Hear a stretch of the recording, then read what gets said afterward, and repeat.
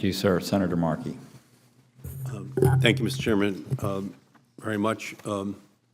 Tillerson, during your tenure as CEO of ExxonMobil, the company massively expanded its involvement in Russia, going from virtually no holdings in that country to holding the drilling rights to 63 million acres.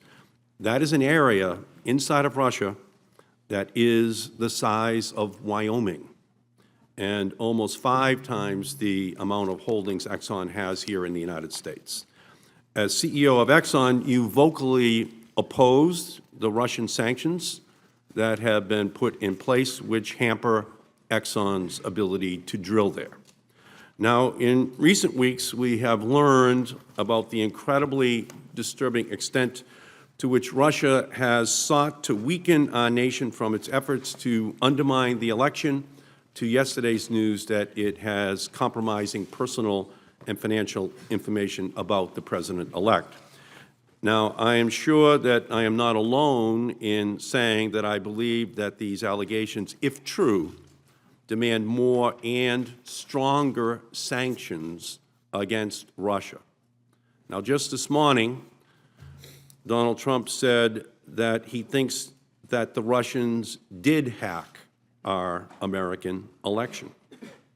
So, Mr. Tillerson, in light of what you now know about the extent of Russia's hostile acts against our country, do you support increasing sanctions against Russia, even if doing so hurts ExxonMobil?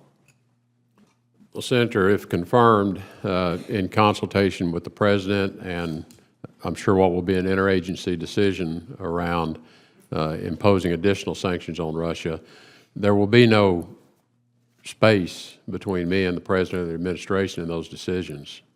I serve, if confirmed, I serve only the interest of the American people. Well, again, the question that the American people are going to have is that you have spent 41 years at ExxonMobil, and ExxonMobil controls, for leasing purposes, drilling purposes, oil purposes, an area the size of Wyoming inside of Russia. And you've spent your entire adult life working there. So there's a question that people have in their minds about your ability to be able to separate. You know, if the head of the Sierra Club was named tomorrow to be the new CEO of ExxonMobil, some of the shareholders at ExxonMobil might wonder whether or not the head of Sierra Club could put aside their whole past history in order to be able to advance that shareholder interest. Well, the shareholders of the United States, the people who are watching this hearing, are wondering the same thing about this issue with regard to your past history, and not just the vast interest which ExxonMobil has in Russia, but in dozens of other countries across the world. Now, earlier you said that you would recuse yourself from issues involving ExxonMobil as required by statute. But that statute, that statutory recusal period is only for 1 year. You could be Secretary of State for 4 years or for 8 years. You, in my opinion, are going to have many, many issues after that 1 year period is up that relates to the economic interest of ExxonMobil. So I ask you, sir, if you would be willing to recuse yourself for the duration of your time as Secretary of State from any manner dealing with ExxonMobil's economic interests, so that the American people are sure that the only interest that you are serving is the interest of the American people.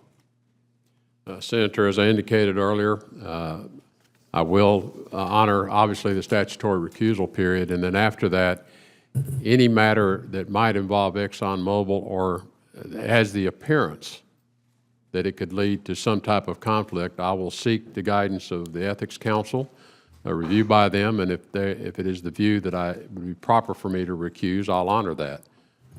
Well, again, 1 year is a very brief period of time, given the vast economic interests of ExxonMobil in Nigeria, in Iraq, in Russia, in country after country around the world.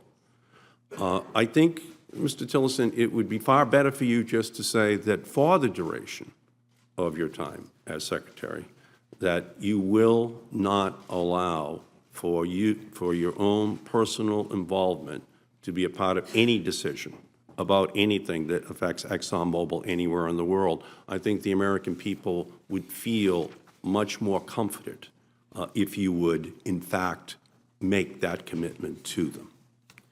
Now, during your tenure as CEO, Exxon has supported public policy groups who have spread climate denial.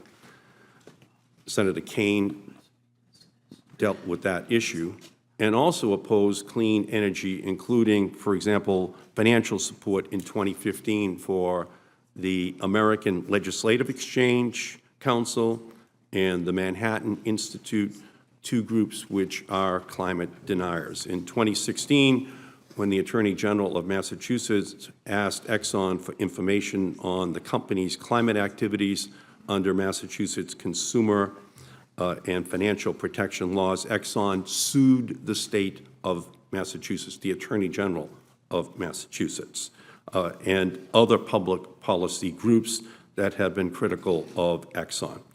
So we have evidence in the past of Exxon, during the time you have been there, supporting groups opposing climate action and also trying to silence groups that have been critical of Exxon. So give the American people, given your personal history at ExxonMobil and the actions of that company, some reason to have confidence that the climate agreement negotiated by Secretary Kerry and President Obama will be something that the Trump administration State Department will honor, and that U.S. leadership will continue on the issue of climate change around the planet. We are not just any country. We cannot be a laggard. We must be the leader. The world expects us to be the leader on climate change.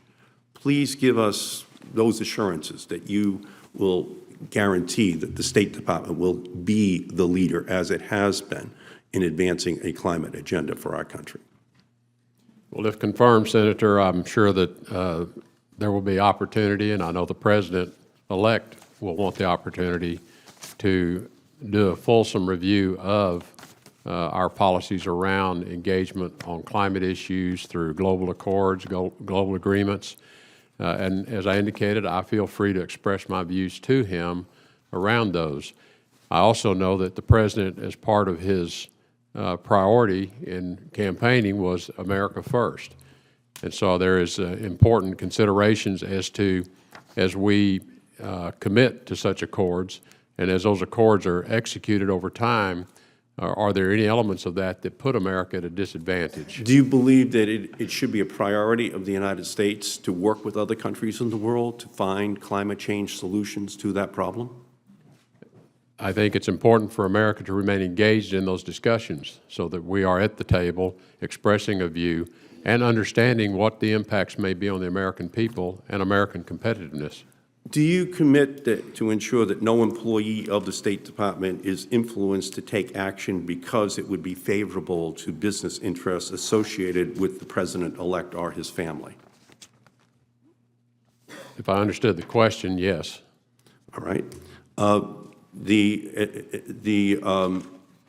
President-elect said famously in a tweet, wouldn't you rather have, in a certain sense, have Japan with nuclear weapons when North Korea has nuclear weapons?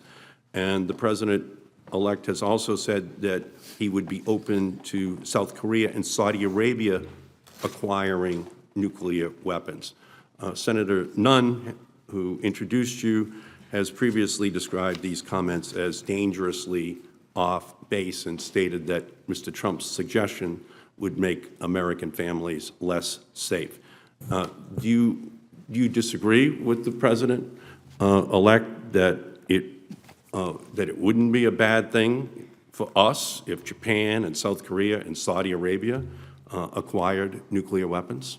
I think Succinctly, if you will. I think the priority has to be to deny North Korea the ability to deploy its nuclear weapons. What about Saudi Arabia and South Korea? That